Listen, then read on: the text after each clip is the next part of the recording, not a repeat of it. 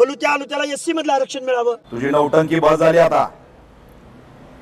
2 जिल्ह्यामध्ये टुरुक टुरुक एका समाजाच्या बळावरती फिरला म्हणजे काय देशाचा राष्ट्राचा नेता झाला का तू?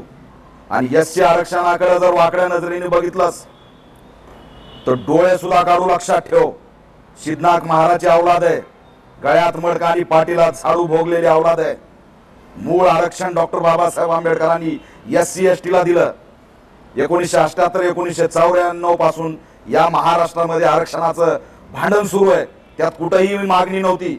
नव्या मागणीला जन्म घालतो, नवा पायंडा पाडतो, दंगल होत नाही म्हणून एससीला इन्व्हॉल्व करतो। कुणाची सुपारी घेऊन आणि कुणाची तळी उचलून हे भाषण करायला लागलाय। मीडिया ट्रायल करतो, शिवराळ भाषा वापरतो, गावंढळ गप्पा करतो।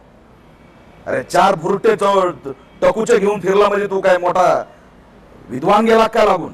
जे समाजा म्हणजे जातीय तेढ निर्माण करण्याचं काम करतो आणि तू कुणाच्या इशाऱ्यावर करतो हे देखील आम्हाला चांगलं माहित आहे।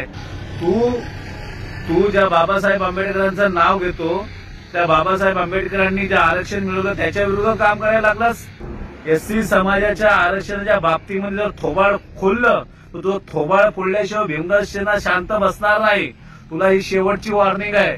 वॉर्निंग नाही, तू जिथे दिसेल तिथे तुला फटकवू, कारण तू खूप मोठी गोष्ट आज बोलून गेलायस। महाराष्ट्रामध्ये तुम्हाला जातीय दंगली घडवायचे असतील ना तर आम्ही तयार आहे जातीय दंगली करायला।